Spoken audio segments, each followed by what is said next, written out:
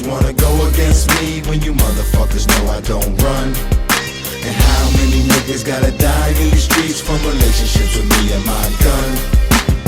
I've been adored, just a rider. I'm at a pan, Roxbury South, and survivor. Situations got me smoking weed and got me acting funny. Slipping the clip, and I got these niggas wanna kill for money. For the love of Coy and Ray, I had to fight the anger possessing me to clap at these niggas. A life of danger.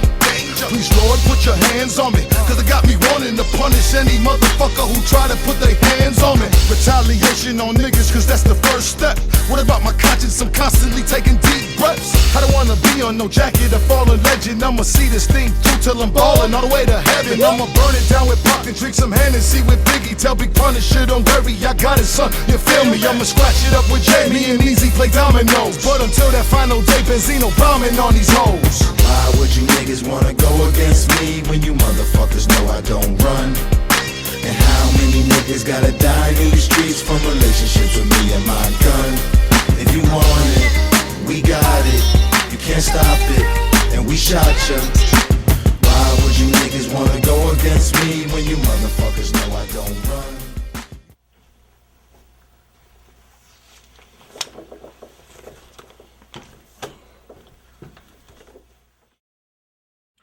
How y'all doing? Alright, what's going on? It's good. What's up, man? What's up? Alright. So, So jump into it. alright. Yeah, definitely start. You know what I'm saying? RSO means rock shit on around that way, you know what I'm saying? Okay. So, you know, the group was deep, man. And so as time went on, like I said, the Orange Man had got some time, you know what I'm saying? And then it was just me, Kev, Tony, Rome, and Jeff. That was like the principal, you know, and E. Devious, Marco, that came from the Body Rock. That was the principals of the RSO. And you know, Big T was on the cover with us. He was like the first man that we used. Cause I remember I used to see Run DMC on stage, and I used to see like dudes on the side of the stage posting up. So I was like, yeah, that's hard. Public Enemy with the, you know what I'm saying? That's hard. So Big T was my man. So you know what I'm saying? Big T, you know, we went to school together. Looked good with the ladies. So it's like had him over there on the side, big dude, knock a nigga out quick. So you know what I'm saying? That was the first time the RSO had that. The hardcore, but on the album cover, y'all had like the Roscoe's and right on the. You know, I'm saying, man, it's art, man. Okay. It's art. You're supposed to be able to do what you want, man. They make movies with guys holding bazookas, blowing up dudes' heads off, man. We should be able to take pictures. What. You know, I mean, you know, and at the end of the day, like I said, guns and drugs were rampant in Boston. Over the years, things change. I know this one problem. It's getting harder for my team to survive. So you know what I'm saying? You know, So did that happen before or after you met Dave at Emerson College? No, we met Dave. That's when, around when Notorious. That's when we had met Dave. When you met him, was it corny? Think he was corny? Dave, nah, because you know what? One thing I could say, and I could tell a corny ass motherfucker, man, I'm word up. Like Dave, I remember seeing him. He was quiet and he was by himself. So Dave was cool. You know what I'm saying? Like. And he was like, yo, you know what I mean? But he was at another, like him from Harvard, and him trying to do his own radio station was at another radio station. So he's actually up there on their shit, getting interviews for his shit. So I always like, was like, he was a hustler. Yeah, that's, you know what I'm saying? That was kind of ill to me and shit. And you know what I'm saying? We talked briefly, interviewed it. I think him and Jeff really took on, because Dave had been fucking with at OG and a couple other rap groups and whatever. Like I said, my thing is, you know, like I'm the main focal point of the RSO, you know what I'm saying? You know, I'm like this, I'm the central guy, you know what I mean? Like we practice over my house, you know what I'm saying? You know what I'm saying? You got that one, I hate using the word leader because it gets taken out of context so much, you know what I'm saying? But I mean, there's leaders, there's not necessarily to say that there's people that can't lead themselves, but you know, you got to have a head for a body. All right, so I was the head, all right? We was with Dave, had hooked up with a couple of promoters, Girk and Azel, and did a couple shows, and like we was, you know what I'm saying, like we was the shit in Boston. So, you know, when we had met Dave, that's when Jeff went over to be the DJ to his radio, you know, show. I'd go over there, you know what I'm saying? Cambridge was a little liberal town, and the hood's wild, it's crazy, so when you get over to Cambridge, everything, it's like, relax, man, it's like, yeah, and I used, you know, that was kind of cool for me. And so we going up there, we fucking with Dave at his dorm, playing pool and shit. When was like Surrender Records for him? That was around 88 with me and my man KD. Okay. Had some loot. He told me about BMI and all that and said, yo, let's put out our own record. Let's put some money. I know some guys that printed up disc makers down in Philly. I'm like, hell yeah, let's do it. Printed it up, and then that's when Tony got killed. It was right after that? What was that about? I mean, he just. I mean, Tony he got murdered. He got murdered. You know what I'm saying? You know, that was like, you know what I'm saying? Like, you know, like my brother Gino had got killed. You know what I'm saying? Before this? Or Yeah, a lot of people, like, Tony hit me hard because it was like, wow, like, damn, like, shit was going good.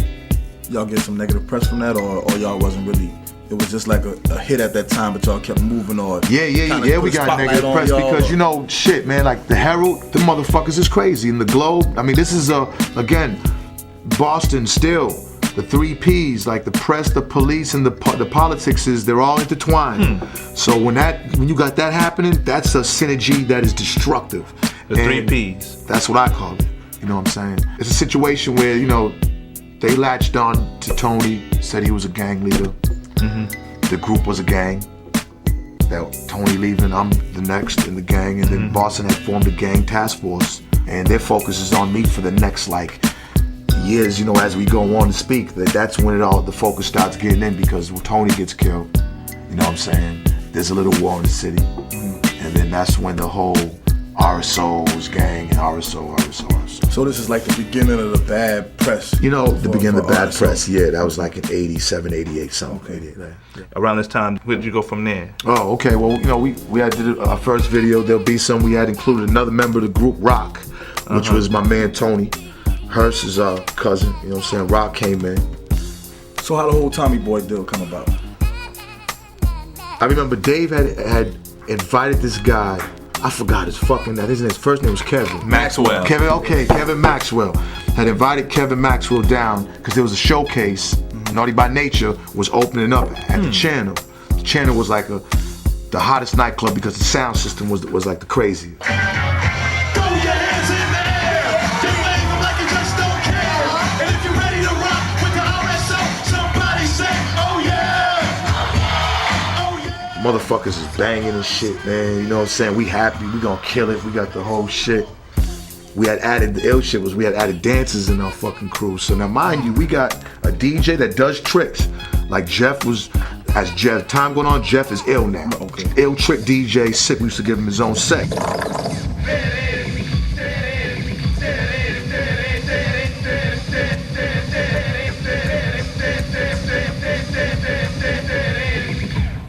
Our whole thing with shows, we bring the drum machine up 2 times, Right. would have his own set, we'd have the beatbox, you know what I'm saying, the keyboard. I mean, we used to do our thing. We get ready to do the Channel, sound system crazy. We had the song Shoot a Motherfucker in a Minute. You know what I'm saying? Don't fuck with the dog, cause you're fuck with Jeff, cause you're In 91. Rock's verse was like, Rock's a crazy ass nigga with an automatic weapon. Text in effect, ready to wet when I'm stepping. So Kevin's loving this. Like, hell yeah. Fuck yeah, we signing you all, God. Like, man, I never forget it, man. I wasn't a drinker, but man, we went somewhere and drunk some, I forgot what it was. I never forget. Rock was so happy, man. Because at this time we had, remember Tony, but now we had Beef, Hawk, Hurst, Ace, and they all doing little, you know, standing thing. All our stage show was syncopated. Like the dancers, we'd be on a stage this big and have like 9 dudes on it, but we practiced so hard with it. Everyone would know when to come up, no one would run into each other. Our shit was cold, you know what I'm saying? Jeff would scratch with fire. I mean, we used to give niggas shit, you know what I'm saying? We would make these songs from the crib and then perform them. make money, make money, money. E3 at this club, around about 10 was when. You know what I'm saying? Go in the studio. We go in little local studios. Newberry Sounds was like one of the studios, and start recording.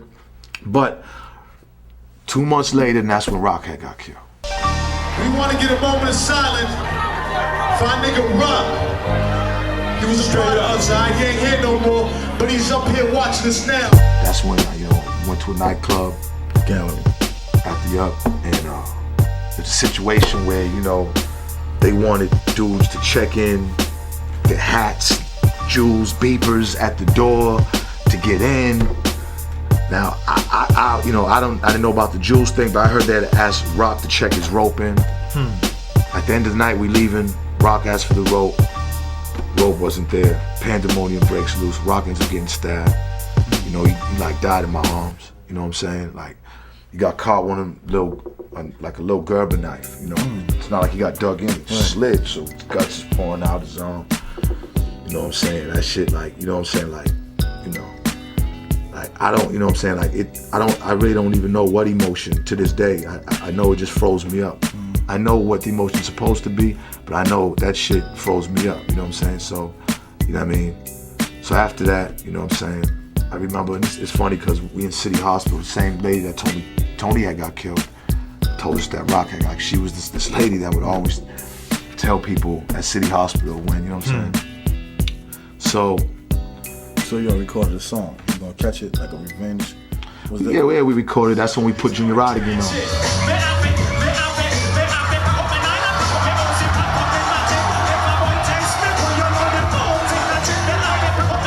Yeah, back then I was like 91. You know what I'm saying?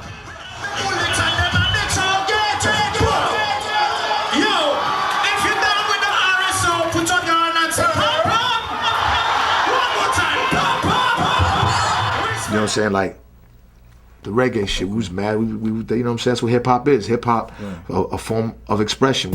I guess the alleged person that stabbed Rock was a security guard.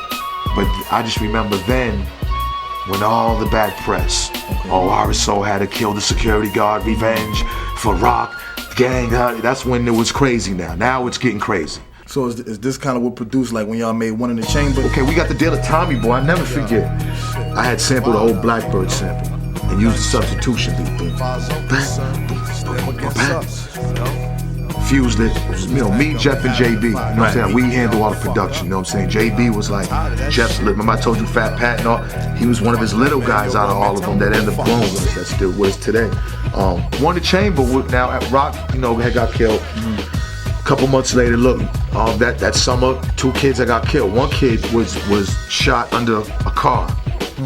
16-year-old kid under a car, shot under a car. Another kid was shot in the back of his head in the hallway in Jamaica Plain Project. Christopher Rogers and Daniel Lackman. Both, everything justified, both sides.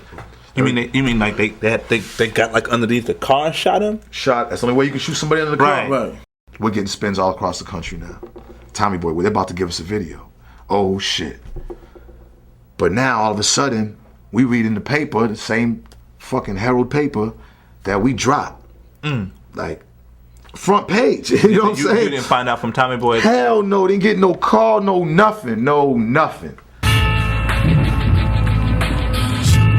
of RSO say they have struggled through too many hardships, including the death of 2 band members, to give up the right to rap about their own experiences. So y'all was still local then, or?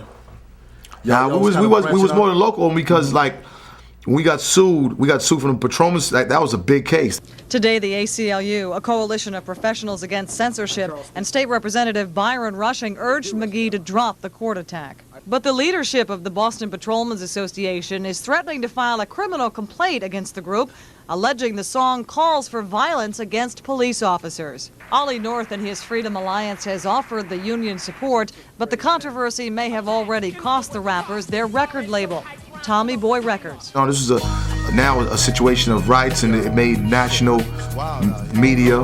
One in the Chamber was kind of like, shit. That shit was getting some spins. So motherfuckers is known who are sober. Dave, by this time, had done the Source magazine, the 1-page letter, but that's Dave's thing. Dave's doing his thing with that. I'm doing the group thing. It's still pretty small at this point, or? It's a piece of fucking paper. Right, and then the other thing is like a little folder, you know what I'm saying? To Dave, it was big though, you know what I'm saying? But to me, you know what I'm saying? Like, boom, you know what I'm saying? That's dope, Dave, whatever. So how y'all hook up with Shaquille? Through Dave. You know, at this time, Dave had moved to New York. He was living, you know, up in Jersey City. At this point, the Source ain't just a little piece. Well, the Source taking off now. Dave had got a couple of his college buddies. Right. Went from Harvard. He had graduated from Harvard. Dave's in New York with the Source magazine. You know what I'm saying? I'm still in Boston with the RSO and with the streets. You got with Flavor Unit, you recorded a song with Freddie Fox and Tupac. You know, the Flavor Unit was ill because like Shakim had it kind of caught onto the vision. He's seen it, like as far as the whole gangster vibe, and you know, he gave us a video. We was like on the only ones, and he had all these other groups, and he was like, oh shit. So him and Latifah believed us. You know what I'm saying? We was happy to be on another label. We got signed pretty quick. You know, it was another single there. And then we went and put out Bad Boys. That was the name of our group, the Bad Boys. That was before Puffy and all that. Oh, hell yeah.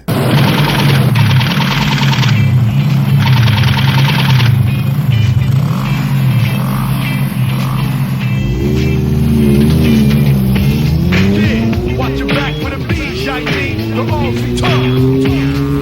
Boston's original Bad Boys, the almighty RSO. Coming out of four corners, Castle G and Corp Street, I mean. We represent Boston the right way. That was a big record. Good Billboard. I mean, top 20, right? Made the rap chart. That's how it is when you roll with some bad boys.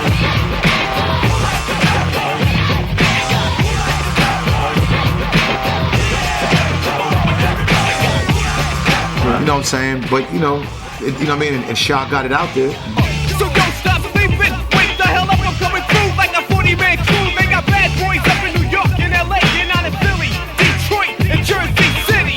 And I'm up big roll call representing the bricks and gas G, so don't hassle me. Showing that you just can't destroy the strength of a hardcore bad boy. That whole thing kind of fell apart. With Epic really not knowing what a lot of labels at that time didn't know what hip hop was. They were just trying to throw some money out and end up really not knowing how to promote it. You know what I'm saying? Like they didn't know how to like really get it to the streets and all. But since you guys were selling records, I mean, you still should have been able to move easily to another record label. It's because you had a bad reputation that you didn't do that? I mean, like, why wasn't it just record labels jumping at you? No one's really gonna sign like a gangster rap group from Boston unless you kind of seen the vision from a situation. It's not like we was from New York and all the labels were in New York. After that, we had got a little situation over with Steve Stout at RCA. He had like an EP deal and shit. You could see the almighty RSO Shield crashing through the Prudential, but I wanted to bring it up because I remember my mother started out working at the Prudential when I was born. That was like, that was cool. Creatively, it wasn't our best shit, you know what I'm saying? It was like a remix of One in the Chamber and a couple other songs. Don't get me wrong, it was, you know what I'm saying? And I think, we had lost Rock and Tony, and we was still going through some more shit at that time. It was just like, that was also the time where like the writers had walked out on Dave. It's called the Bible of Hip Hop, but now it looks like a chapter is about to close. Rap fans who read the Source magazine may have to look somewhere else for hip hop news. Editors of the Source have walked off the job. And because Dave put us in the magazine, a copy of, did a feature on us like in the magazine. Okay, why did he do that? In your opinion? Shit, we fucking deserved that shit. Shit, we had been signed to Tommy Boy. You know what I'm saying? We had got signed to RCA. Why the fuck not? Why can't we get a feature in the magazine? My man owns the magazine. David Mays, one of the four owners of the Source, is being asked to step down after a series of incidents involving members of the rap group RSO. The leader of the group, Ray Dog, a close friend of Mays, allegedly threatened staff members if he did not get a favorable review. You have to understand what Dave did. Dave has friends who threaten to kill my staff members, and myself, and behind my back, put an article that he wrote about them in the magazine. Now they're telling Dave to step down from his magazine. Now Dave's the majority owner. A couple of them I guess have minority interest or whatever. Right.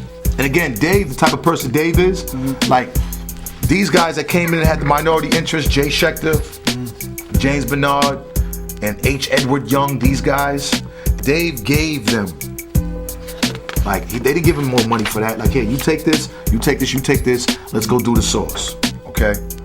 All right? What was this about? We got something here, you called up to the office, and you asked for Rob. You said, I'm gonna quote you right here. You said, I just wanted to tell you that I think you a bitch, and if I see you up in that office again, I'm gonna fuck you up. And you hung up the phone on him. You let me hear one more word out of you, John. I'm gonna drag you up out of there, all right? What was that about? What was that about? You know what I'm saying? I know I'm not the only motherfucker that's picked up the phone and screamed on the motherfucker. Right. I reacted, I was upset. I was in Boston, so I probably, you know what I'm saying? Right. I wasn't there. Right. So, you know, I called up, said some things to him.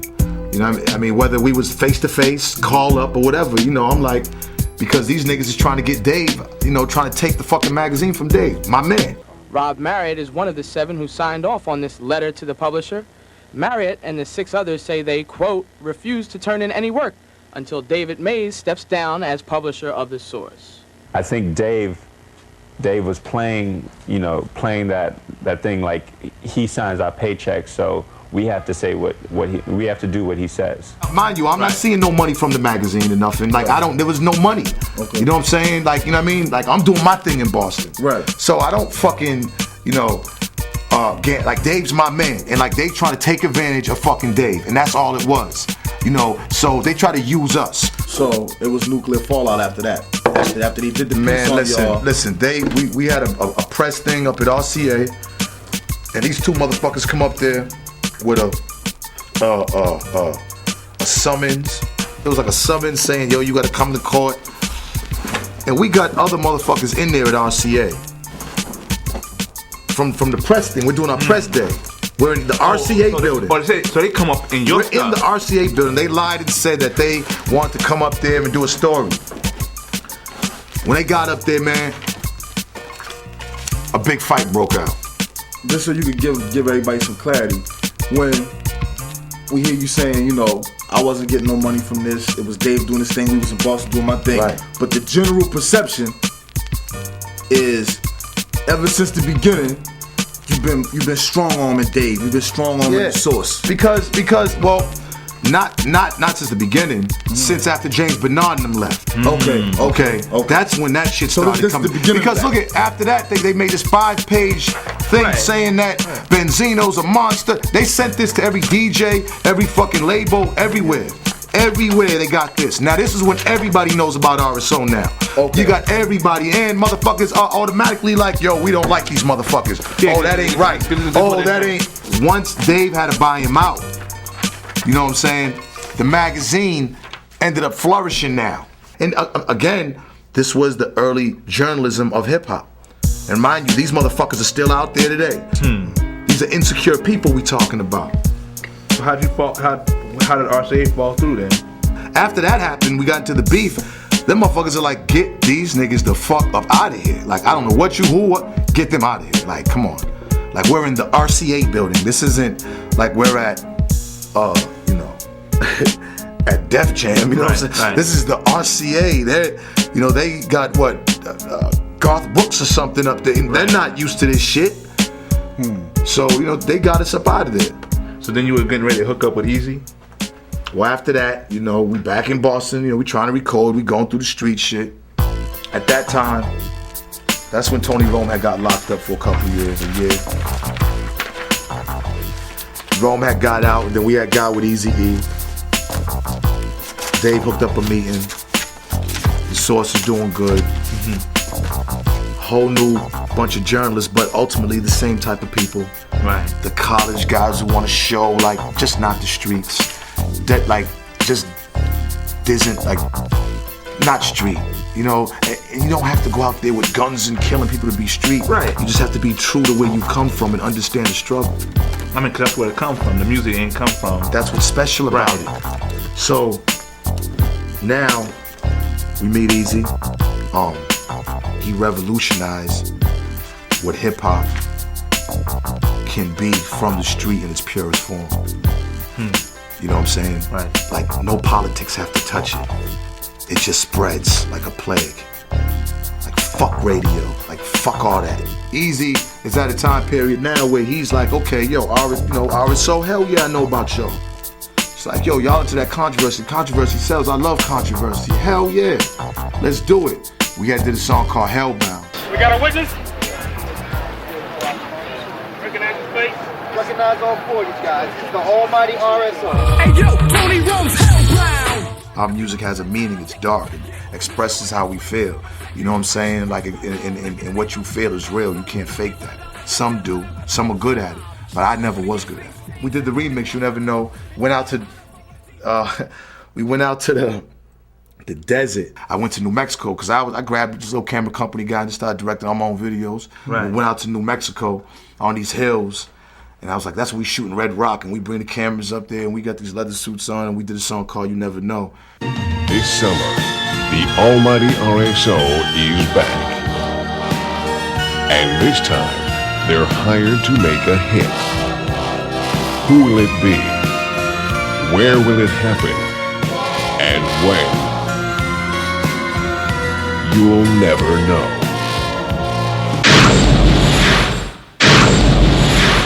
You never know when the show got your name on it, who's getting fame on it, who got the claim on it.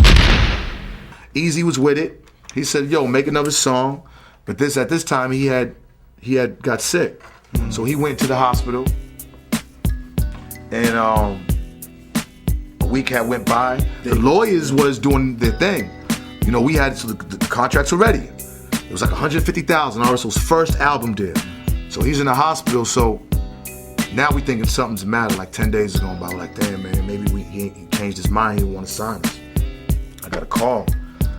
He was talking, you could tell like his voice, he was like, said he had bronchitis. And then I remember 2 days later, I was sitting in a sub shop, meeting my man Hurst. I'm eating a sub, I never forget steak and cheese. I'm telling you, I remember it. See, these things I remember. Like, where was you at? In Boston. Okay. Nicholas Sub, and then Dave called me. And it was on Tony, called me on Tony's phone. And I just, man, I couldn't eat.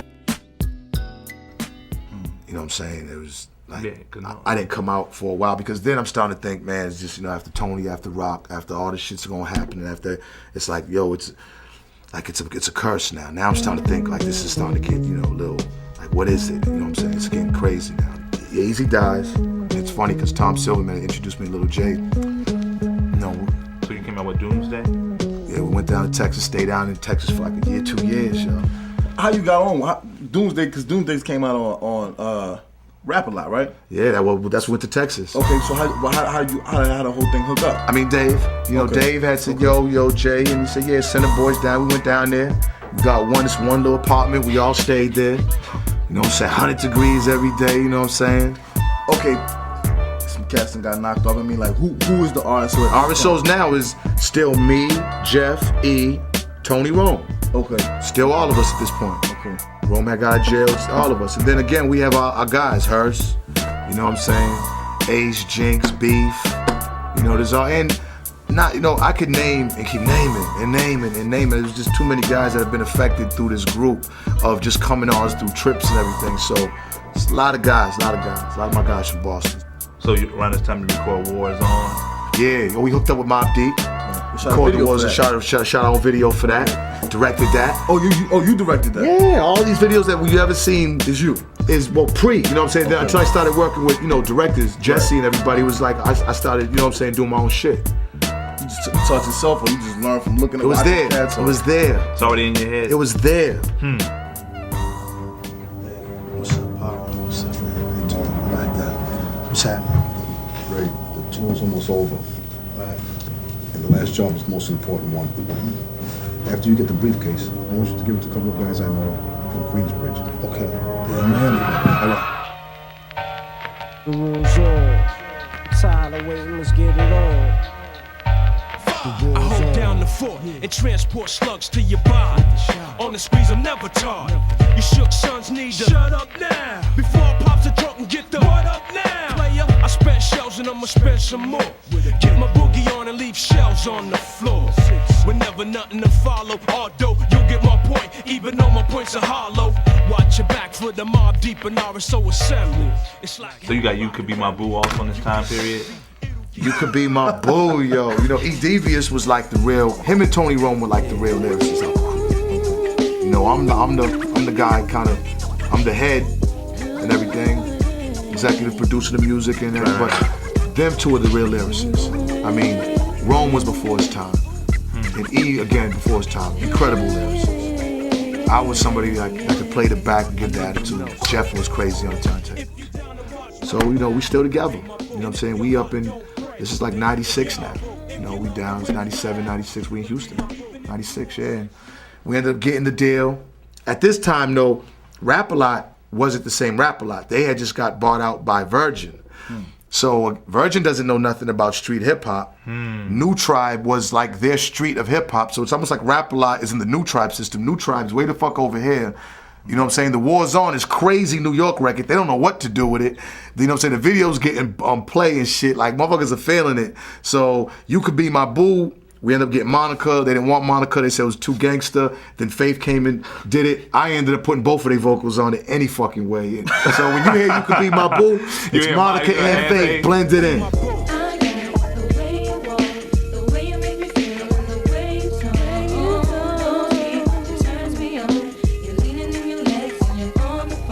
That was a big song though. Yeah. I mean, because it was that was easy. Billboard number 10. We made that song like we sitting in our little pool thing in the back, because we was in like this little, what do you call it, the little housing tenement things, had the little pool in the back, 100 degrees, and that's when we made, like, that was like, you know, the first singing hook like I ever, you know what I'm saying, like, you know, it was like bubble gum, and it was, you know what I'm saying, but still it served the purpose. So RCA should have been loving you. Everybody should have been loving us, man. We doing everything ourselves, you know what I'm saying? Dave in the magazine, right there is, you know, we have our ads in there, so that there's advertisement, and, you know, we're on the road, people know us. We're really the first gangster rap group on the East Coast, really, to be honest with you, spitting gangster shit. They're from Boston too. Right. So, and still, you know, collecting bad press through Boston. So then, why does Almighty RSO disband? Well, Tony Rome had got married, you know, and he just didn't stay up. Like, he just seemed like he didn't want to ride no more. Like, that fire wasn't there in Rome no more. Tell me about Corbett, Orchard Park, Lenox Street. Okay, well, you know, like RSO, I'm trying to take a back seat, but now I noticed that now hip-hop is really, these young cats are ganged out and their lyrics are more vicious than ever now. What? Hangman 3. Amateur and came with the damager. One false move and have you bleeding on news cameras. I don't play games. Me, they say names. Watch how fast I come through empty it like Jesse James. I'm a fool. So all the gangs, I know all the gangs, and somebody in the gang and someone in the gang. Right. So I decided to come up with an idea to go grab somebody from all the gangs, put a group together, Wu-Tang style, a group. You know, because when you have that many members, the first thing that comes to mind is Wu-Tang. Different gangs that did not fuck with each other. Bring them in the studio, take them out of town, put out a record, sell some units independently. Surrender Records. Me and my guys, we in the third. And that's Wise Guy. We in the third. That's Wise Guys. Plain to see, can't change me. WG for life. It's plain to see, you can't see me, cause I'm a wise guy for life. Smoking green gaushes, parking crystal. Man, a lot of honeys, we keep the thug style. But that don't mean won't be seen with the linen. Dime piece women, 6'9" with the venom. It's in the third floor apartment, my man's crib.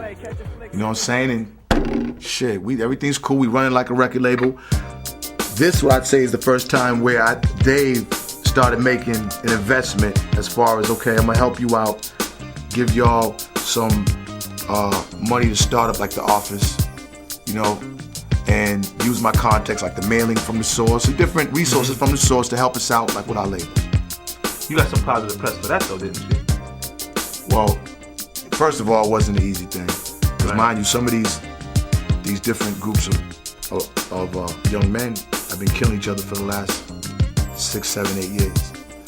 So there's deep-rooted resentment towards one another. You know, a whole bunch of guys that come in and out of jail and in the street life, the patience are thin. You know, that's what hustling does. Hustling, you want it now. You know, you can't wait. Patience is one of our biggest problems. You know, you have different organizations that have been trying to stop gang violence, whatever. You know, I wanted to do it not to be known for it. I want to do it because I really want to stop, you know, some of this foolishness. So people are upset. And to give these guys a chance.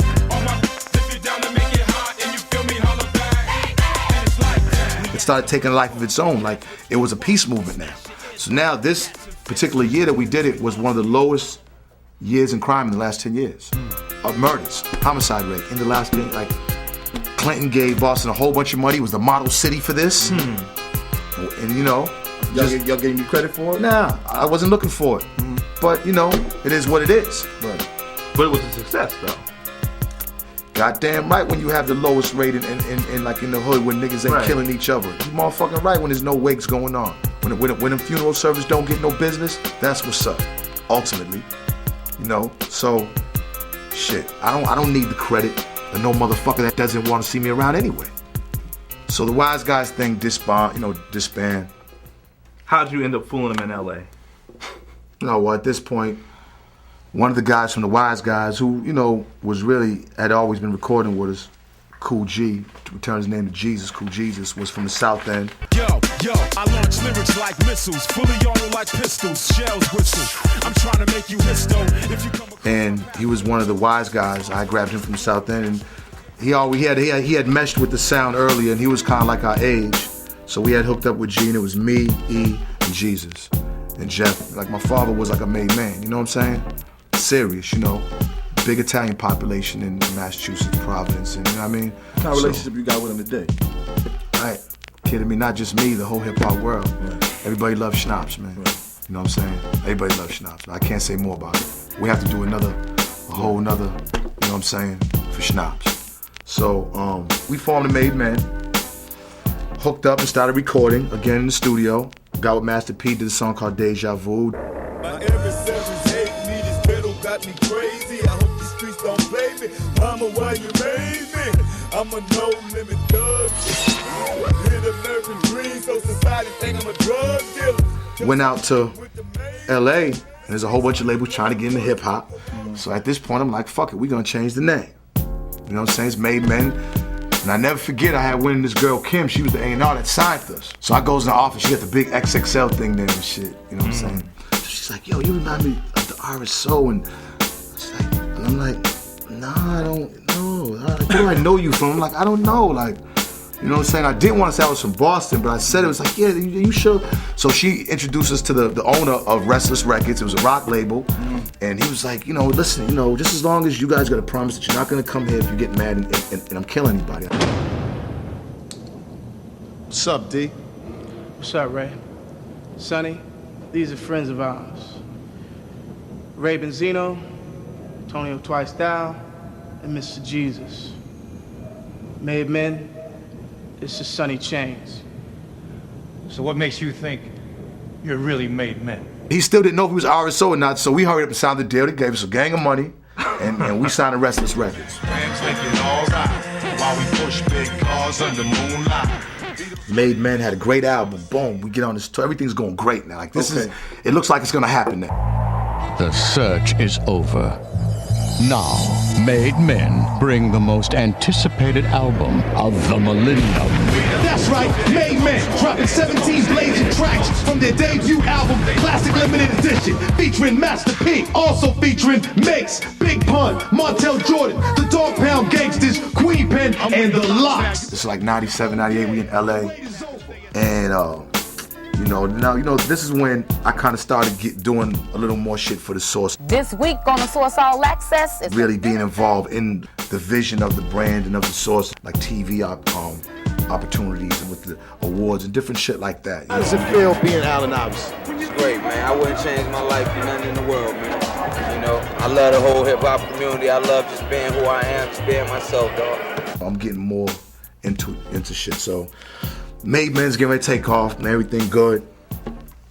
Then all of a sudden, we do this tour, and we ended up getting into the situation with the Rough Riders. Okay, wait, hold on. Now, is this before the Macy's incident or after the Macy's incident, the Rough Riders? So Macy's was right before this thing. So you got bought $780 in clothing. My man got home from jail. Yo, Trev, what's up? Yo, dog, where you at? Everybody's here waiting for you. It's like a brother to me. Right. Taking to Macy's, I'm going to Martha's Vineyard, summer thing, you know what I'm saying? Little island off of Boston. My man Trev, my dog. So this they said you bought $780 in clothing, right? $180 in perfume, right? $500 in gift certificate. It was my mom's birthday, so it had to be around February. And now you said that. They said you bought this with stolen credit cards. So because of that, they felt they had to drag you out of the mall. Now it was my credit card. So it's because of how you look, basically. Motherfucking right. What else? Shit. I had my ID. Ask my motherfucking ID. You know what I'm saying? So I comes out and then the dude's like, yo, I need to see a credit card. I'm like, you ain't seen my credit card, man. I'm like, I just gave you my idea. You know this is me. I'm not giving you nothing, man. This is my clothes. I ain't giving you nothing, man. Fuck you, get out my face. So he's like, come with me, man. I'm not going nowhere, man. So next thing you know, dude jumps him around with the mace. So, oh man, I'm like, oh, so then they tackle me. So I'm on the ground, so then he puts more mace. They damn near digging the mace in my eye. So like they all got me down. So like they dragging me out, threw me in the car, threw me in the cell. You know, the age-old story, all right, boom. Was maced, beaten up, and dragged out of the South Shore Plaza because I was accused of using a stolen credit card. It was mine. Ended up going to trial with the police. The police were found not guilty. I was found, found this old charge of 97 disorderly conduct, some charge that ended up, I had to go to jail. Mr. Scott, with 2 hands shoved from the alleged victim. He also identified himself as a member of a gang. It stated that Raymond Scott said to you that he was a member of a gang. They offered me anger management or go to jail. You chose to go to jail. Motherfucking right. Why? Because like they thought I was like not gonna go to jail because I'm like, you know what I'm saying? Like I'm like, let's go. Al Sharpton came and visited you. Yeah, Minister Don came and visited me. Tell us about that. 2 of the proudest moments of my life. Okay. But you know why I laid this life? Dave and Ray, they organized a group called Made Men. They made themselves men. Because maybe they just didn't see leaders who were men. They said, we are going to create from our own mind a group and we'll identify and label ourselves. So when they came out and didn't say they were Uncle Tom men, they said they were Made Men, and it upset some people. And it absolutely got them on a course that they said, we've got to destroy this group because they have too much impact, too much image, too much influence. Well, I said, no, not in Boston. If you want to destroy Made Men, you coming by a man that was made by a man. That's Brother John Muhammad.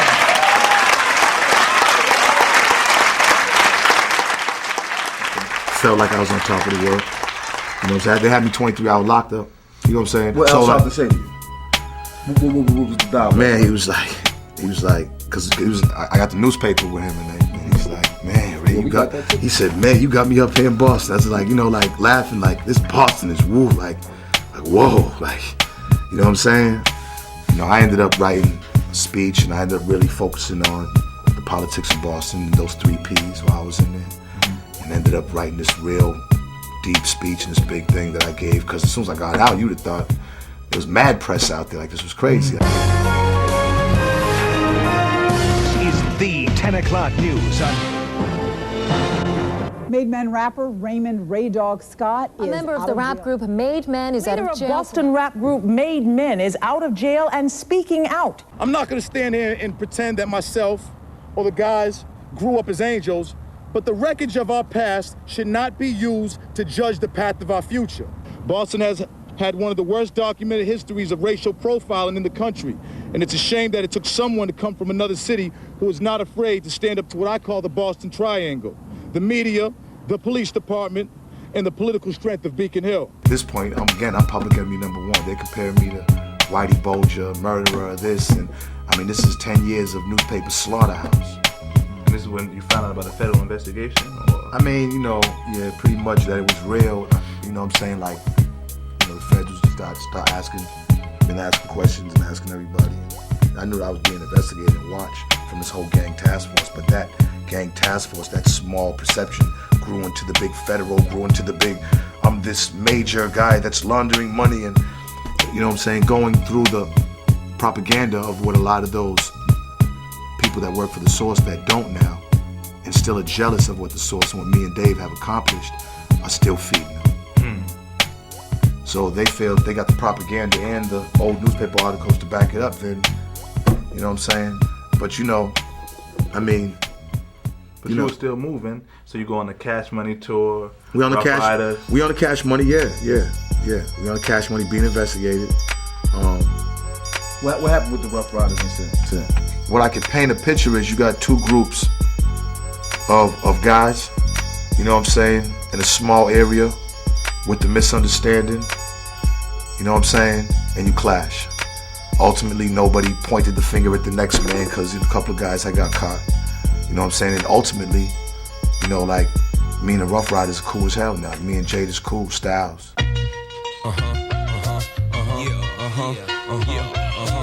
Made men, mother. LOX, mother. Yeah, run in your mouth. I have you with a gun in your mouth. 2 in your throat.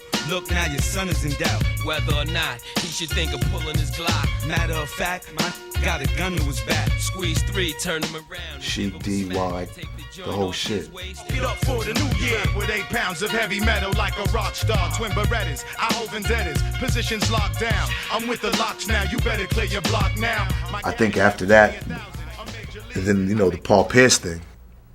You know, like that was like right after each other where he had got stabbed. While sources say Pierce's attacker is an associate of Made Men, the rap group is denying any involvement in the stabbing. And again, Made Men. Made Men is a rap group based here in Boston. They have roots that go back to the Dorchester section of the city. They were implicated last April in violence that broke out at a rap concert at the Fleet Center, and they denied then and they deny now any involvement in that incident. I mean, I'm a recording artist and I can't afford to be close to situations like that. You know, I have a lot of things going for myself. This brother of a Celtic said it's somebody that's with Made Men, and that's about all that the police knew and have run with that story. This connection is coming from some statements made by some witnesses. It's just part of a much larger investigation. Like, they showing everybody my face. They bring my face to him, and, you know, I'm in the newspaper, things in the newspaper. They still showing Beyond the Glory on Fox. They still showing me. So it was a time where I had to get the fuck out of Boston. So you know what I'm saying? This is when he devious leaves and all of that. Yeah, he said, like, you know, I just can't take it. You know what I mean. So that was one of the, you know, I had some. That's what I'm saying. There's been a lot of downs, but you know what I'm saying, when E left, that hit you hard. That hit me hard. React on impulse. 3 cats with twin pumps. Smash your eardrum. Gas and fearsome. Maneuvers be awesome. All of Boston when we toss them. Roll up, show enough, all sold up. Know us, hit the spot and get towed up. Because now it's like I'm alone. The Made Men's going good and everything. We want to bring forth to the stage a very special guest. You know, but you know, we had got dropped again. You know what I'm saying? Off the label because of all this. Yeah, man. And when Paul Pierce, and it was just crazy. So, you know, and Jesus had his own issues. You know what I'm saying? You know, like he had his own personal issues that was fucking him up from the from the group. I stays in the mix of gorillas, right? To take hustlers and killers. Whole family. You know, it was a situation where, you know, I would still try to keep in touch with G, because he really kind of he really took it back, like almost like, yo, I'm gonna sit back and really, you know, because we've been together all our life so long, half our life so long, all the time with each other. I guess he just figured, like, you know, it's just a time where I need some time to myself, and that's what he did. And though I was mad, but I was more hurt than anything, because it's like, you know, we was there when none of us had kids. We watched each other through our relationships. We watched each other through our ups and downs. When Jeff got shot, when I was going through my little drug shit, you know what I'm saying? Like, we went through problems with each other, you know what I'm saying? When niggas was killed, when niggas was warring, when niggas, you know. So when niggas now ain't with each other no more, it's like, wow, like, that was the most alone I've ever felt in my life. When Tony Roman them, you know, when it happened with Kev and Tone, was different because the group went on. And though it was a void, this now was like, whoa, it's over. When E broke up, we did a whole bunch of songs. We did Black Friday, the album that was supposed to come out. And Black Friday was a testament to, again, I'm understanding what the devil was doing to us. So, you know, after all that shit, man, you know what I'm saying, it was like, it was like, Black Friday never came out, the Made Men was done, I got a bunch of songs. So Teddy, you know, within that, used to always tell me to go solo. Like, yo, you could do it. Thanks, Fenster. We're gonna have a party. Hey, yo, man, Teddy just two-wayed me, right? Said he wants me to come to the studio to do a new song called Booty. When we was down there with Made Men, I went back down there, and he gave me a lot of confidence, because other motherfuckers wasn't giving me confidence. I don't think I was the best rapper. I know I wasn't the best rapper. I know my skills definitely had to step up if I was gonna be solo. Come on, that shit is. I'm not scared of too many things. I ain't to say that, you know what I'm saying? But to go solo was some scary shit. So when is BENZINO born? out of the sludge of everything that happened to me. So, you know what I mean? I'm in Boston, I'm writing. Come up with this ill beat, me 2 times JB, Hangman 3. When you think about it, me, Jeff, and JB got over 15 years with each other. From battling to right now we up to 2001, you know. Come on, almost, 15 years. This is Hangman. Well, me, Jeff, and JB, Hangman 3, yeah. What is Hangman 3? This right here represents the most, like, to me, like, when you see this, the only thing you can think about is black people being hung. So it represents struggle. It represents, like, don't ever forget. You know what I'm saying? This is represents our struggle. To me, my mind. There's 3 of us, so there's 3 nooses. Hangman 3. Did you all do Bang to This together? Hangman 3. Is that a track that you all did together, or is that just you? Grab some violins in there. We all do shit together. Program together. I play the keys. JB will program. Jeff will throw the program. I'll go over there, change the snare. He'll come over there, change. 3 heads. It's always been like that. It's always been a 3-head synergy. I had made Bang to This in Boston. I never forget I was in there by myself in the studio, writing, smoking, writing. But the beat was the 3 of us. But it was when Funk Master Flex grabbed on to Bang to This. Sky's the limit, long as my heart pump, I'll be in it. Till I overcome, finally win it. Used to hit the street hard, hustle like time was ending. And I'm not pretending, I choose my own destiny. And can't nobody get the best of me. And half y'all can't get next to me. Y'all ain't strong enough to question me. And blew it up in New York. I couldn't believe it at this time, because really, he never took a song. Did that. So I'm like, oh shit. Booty was getting play. Don't get me wrong, that was a big song. But Booty, I didn't want to do Booty. Teddy said do Booty. I didn't, but I did it for Teddy. Right. You don't argue with a man that's responsible for over 100 million in sales. Right. Check it out. Here we go. Booty ass niggas that stand for blasting. Smith and Wesson turn your head to ashes. So you and Teddy was pretty close? Man, I got close to, man. Big influence, another big influence. Game mastered, Benzino bastard, I lasted. Step the game up and passed it. Booty ass niggas wanna do this stuff shit. Flash all night, but your jewels are busted. I love music. I'm a music man. You know what I'm saying? Everything else is after the music. We're gonna touch this later, but I just want to introduce the question real quick. You got a lot of people that you seen fall, you know what I'm saying? You said at least 50 people. You getting into these incidents with the cops, the guns, You still you doing your RSO thing, Made Men, Wise Guys, Benzino, but you still making, you still doing it in the streets or whatever. How come you never caught a hot one? Why you still here? You ever think about that? No. Never. No. I mean, you got in clashes with cops. But like at this point, I'm numb. No, I don't think about it. Booty's doing good. People are liking Booty. I'm getting shows. All kind of shit's happening. Shine Like My Son. I do this song with Ray Ray. Man, you's a champ. I'm the champion. I'm a prince. But I'm the king on the throne. Let me know. We gon' shine. Check the swatch, man. You know the time. It's a great video. Ray Ray, we ended up. Ray Ray got on stage with me when we did the Fleet Center. And killed it. So Ray Ray, it was good to do that with him because he always loved hip hop. He grew up in hip hop. Right. He's a hip hop boy. You know what I mean? Yeah. I mean, like everything is about Ray Ray's hip hop. But people love him. Like they got a video still playing now. The Baby Boo video. It's pretty gangster. It's like a remake of the Bronx tale. Yeah.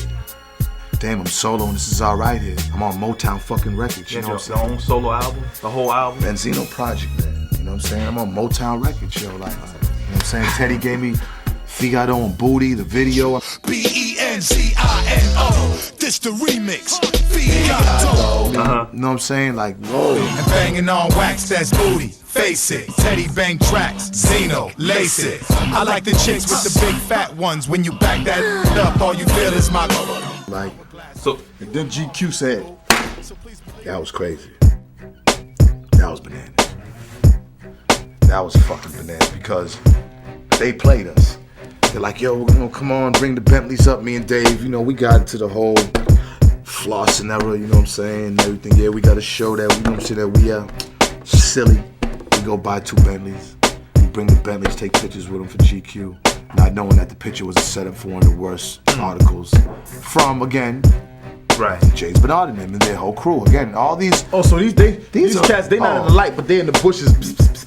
So a month later, you get the source cover. You, Suge, Nas, Jada Kiss. Right? Yeah, well, you know, at that time, this was like around that September 11th. This is war, and you know, and we just felt like putting 4 strong figures, men that, you know, was involved in some sort of controversy. Anytime the source does anything on Benzino, it's the gift and the curse. It's the gift and the curse. You know what I'm saying? As much as it might have helped my career, it's hurt. At the end of the day, I've also accomplished a lot for the source. I've also done a lot for the source, and I'm also bringing the source back to where it needs to be. You know, that's from and for the street. So, Benzino the monster, Benzino the extortionist, RSO the gang. Benzino the father. No. Me, the masses of the people, that's not the image of Benzino that they have. Even after Shine Like My Son, huh? Even after Shine Like My Son.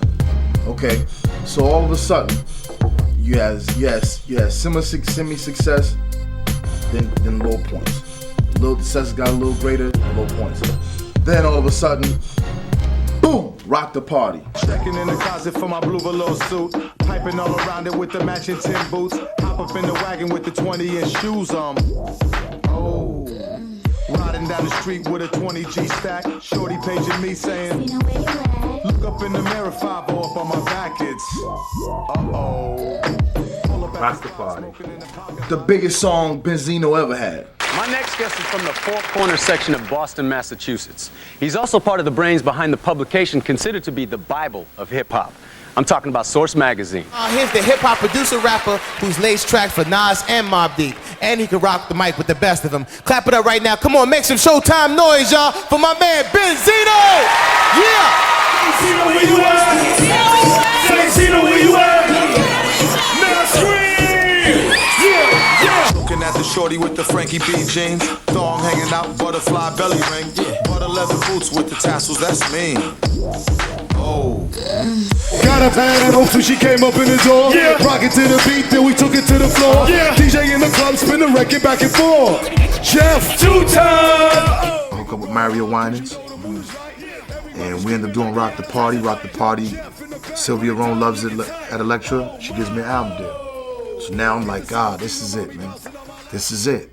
Would you love me if I fell in hard times? Lost everything, down to a dime? Would you let me if I didn't stack cheese? Didn't see my face on BET? Would you stop? Hit record, big song. You know what I'm saying? Go and do the album. But there was something wrong, man. Like I'm in Miami. You know what I'm saying? MTV is latched on to this kid and grabbed him in all the major award shows and everything, and really gave this kid a free pass. And then, you know, he used the whole, well, I'm with a black producer, Dre, who was a real pioneer of the gangster rap music. And then I'm from 8 Mile, Detroit, where Detroit, when you think Detroit, all you think about is black people, like Detroit black people, just like Boston white people. You know what I'm saying? So automatically, you know what I mean? It's like they use that, you know, they use their tools, you understand what I'm saying, to make this Eminem, this Marshall Mathers. So he comes out and his music is funny, it's crazy and everything. The beats are hot, you know what I mean? Message in the music is kind of different, you know what I mean? So I really was never into him. I thought Stan was alright, you know what I'm saying? Like Stan was cool. It was slick, the beat, the way that you could hear the, you know what I'm saying? But, you know, to me, I believe the people that pulls his strings had a plan, and then it seemed like there was a bigger purpose of this whole Marshall Mathers thing, which a lot of people I don't think really understood, and still understand to this day. So that's why you made the first diss record? Yeah, because I'm like, yo, you know what I'm saying? Like, yo, like, hey, look, come on, man. Like, again, I grew up in Boston, man. Like, my father was locked up, and I've been around Italian and Irish men, some great, honorable men. So I'm talking about white or black. I know what racism is because I'm from Boston. So you made the diss record, then what happened? I mean, because then from I made a little joint on the motherfucking mixtape in Miami. put it out. What you say in the record? What was the diss in the record? It's not a black and white thing. That shit's in the past. I got some white boys from Boston that'll bust your ass. Come on. Like I don't even remember the first shit. You know what I'm saying? All I know is that I did it, and I put on a mixtape, and lo and behold, his camp got it. Then what happened?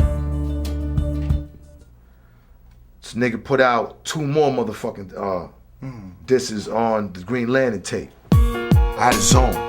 Like, I had to shut the world out. And it didn't take a day, it took a few days. Pull up your skirt had to be calculated.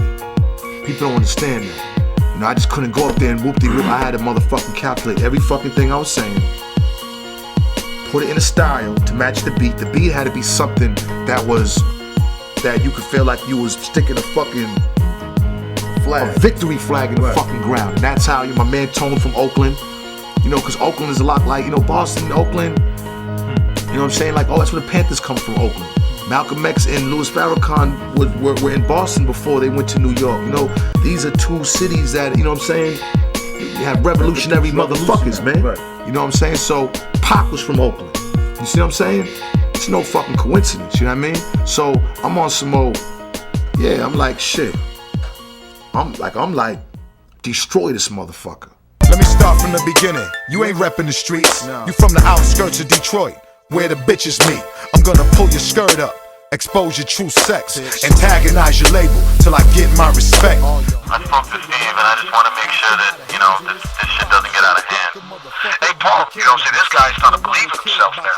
You know what I'm saying? This little chump is starting to believe in himself. You feel what I'm saying? He's passionate. The streets gotta know that this nigga is a fucking fake. He's a phony. I feel you. You know what I'm saying? He's a fucking phony. Who could this motherfucker harm? He has to be exposed, and I'm not gonna stop exposing him. I went after what the state of hip-hop is from the streets perspective. He felt like he could fucking disrespect me on some, he wants to fight me. Not like he's gonna do anything. Well, I'm saying where? Fuck it. I'm not looking at him as the best lyricist, as I'm like, nope, I need to get my point on where motherfucker can feel my motherfucking pain and feel my anger. Okay, I've been wanting to do this. This is what I'm gonna do. Fuck whoever don't like it. Fuck everything. Oh, but the source, fuck the source. It ain't about the fucking source, it's about me. Come on, man, this ain't supposed to be going on no more. Cause hip hop is what fused the cultures. Hip hop is what made the kid in the suburb at least say, yo, he might be alright. So, you made the diss record. You do pull up your skirt. You getting hammered now. Yeah, of course, from all around. What I went through, like what can dent my armor? I said, okay, make die another day. I gotta go back out to Oakland again. I gotta get in the mind frame. I just can't do these songs. I'd use Rocky and on the SP years before that. When you listen to that, that's the flag going up, the horns, the build of the triumph. He wants you to believe that it was all about rapping, and all I try to do is open up my eyes. It wasn't about me and M, you gotta realize it's just a smoke screen. There's a bigger picture. I want the streets to pay attention cause I'm riding with you. If credibility is what we here for, then why ain't the hood selling units no more? Tell me why. Labels acting like it's good so they say so. EPMD was always gold with no radio. Now it's time to turn to prophecy. Time's up. Marshall Mathers gotta die. Rise up. No choice. The only way we gonna turn this shit around is put this little shit in the ground. And the so-called die another day. You know what I'm saying? Now, now I'm pissed. You know what I mean? Now I'm like, okay, it's a fucking game. I feel like Jimmy and them's part of the game. It's a fucking game. Motherfuckers out here dying, starving. You have no fucking respect for the culture. You think it's a fucking game now? No, it's not a game. You know what I'm saying? Now I go and do a video in the graveyard, and now I'm spitting at him now. Now I'm like, you know what I'm saying? Now it's like it's DEFCON 5 now. And everybody was sweet Pac's name. It don't make a difference. You in it for the fame. Cause the Pac was living. You choose to lie. But I'ma do it for him. Because the whole might survive. You sleep in 5-0. You walk with the feds. Better keep the lights on when they tuck you in the bed. Cause I'ma get your silly ass right out where you lay. When Debbie said you up, you gon' die another day. You know what I'm saying? Now what you got now? Face me. Where are you? He doesn't come around. They say he can't tour in the United States no more. He stopped his tour. He has to come with 100 security at Giant Stadium. The whole 50 thing, 50's like, it doesn't matter as much as this matters with Eminem. And what Eminem and what they represent and what's going on with hip hop. And motherfuckers don't understand me. This is my last tattoo. And like, this is it. This is it right here. You know what I'm saying? Like, you know, this is it. That's the archangel, arch nemesis. That's you. That's the broken wing. That's the soul. No, you understand. That's you. That's, you know. No, you don't understand. Because, like when I asked you earlier, do you ever look at your life? You know what I'm saying? Like, first of all, when people talk about, you know, oh, the end of the world, Armageddon, the coming of God, the coming of Christ, the coming of the Messiah, how is this going to take place? Okay, yeah, you believe it, so what? How's it going to happen? You know what I'm saying? And you have to look at what's going, like right now, I don't even know if you really understand what you did by waging war against M, because you ain't waged war against M. It ain't against Eminem. It's against the same power that's backing George Bush. It's the same people that Greenspan right. down to. The same people that Greenspan bowed down to, the same people that Bush bowed down to, it's the same people that Jimmy Iovine bowed down to. The international bankers, the people that create wars. Because what you gotta realize is, hip hop right now is the most dominant force on the planet as far as the influence of the minds of the masses of people. This ain't. Nah, believe me, yo. Like, do they sit in offices and say, okay, well, in closed meetings and be like, okay, well, look, you know, hip hop is the culture. We control hip hop, and we control the culture. But everything that you do now is, well, leave your man alone. Leave him alone. See, but it's not like, to me, motherfuckers emphasize M, man. You know what I'm saying? Like, M is just a screwdriver. You can't fucking take out a screw with your fingers. M is just, she's a tool. You know what I'm saying? M can rhyme good. But they're magnifying it because of the color of his skin. Right now, you got Universal, you got Interscope, right, with pretty much everything falling up under that. Right. Who's the owner of this? Who's one of the sole controllers of Jimmy? Right. Okay, why? Is that by coincidence? I don't know. No, it's not by coincidence. You don't coincidentally become the most powerful man in music with the ability to say yay or nay on careers. Yeah, but he got that through the whole Eminem thing. You know what I'm saying? No. Shit. He sold a lot of fucking units for Jimmy. Okay, he sold a whole lot of units for Jimmy, but Nelly sold a whole lot of units. Jigga sold a whole lot of units. Now, not the same amount as M. Hammer sold a whole amount of units. Right. So it's not about the amount of units that M sold that got Jimmy in the position that he's in. It's something else that's moving Jimmy, that's moving M. Right. You see what I'm saying? Right. Now, the reason why you getting the flack that you're getting is because, like right now, if you would have came out dissing Jigga or came out dissing Nas, it wouldn't be nothing. Right. But what you're doing is,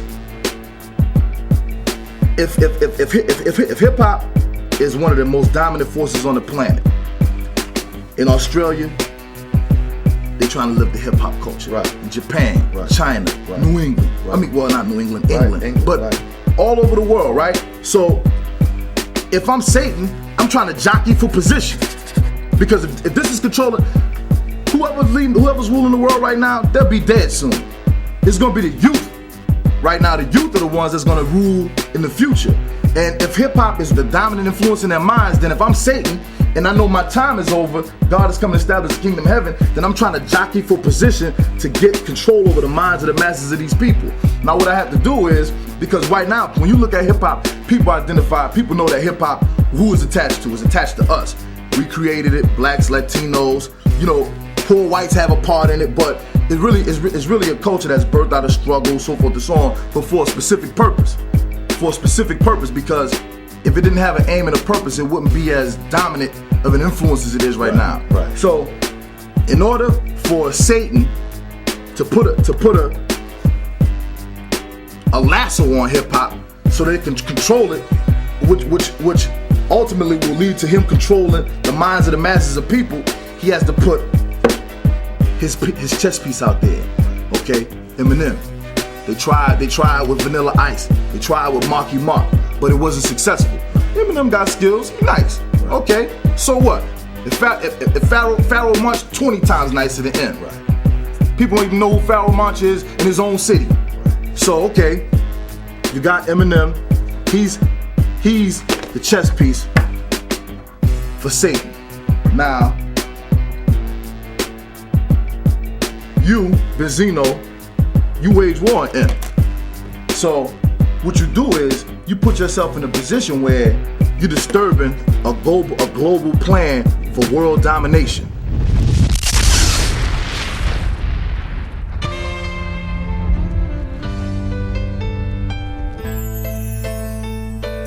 I just wanna die. Don't nobody care. Won't nobody cry. And let me tell you people who we really are. I just wanna die. Don't nobody care. Won't nobody cry. And let me tell you people who we slash them, hit them up, drag them, cage them, take them, go out, break them, tolerate, break them, shame them, slave them, selfish, appreciate what I gave them, breathing off his finest moment, shine is golden,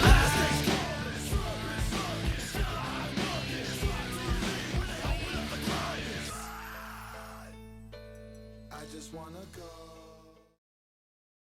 It was really, I had the artist, so I just said, man, let me just sit back off for a minute. Man, I don't like the last match, man. I'm not even a suspicious dude, but I've never lit in the last match. Why? I don't know.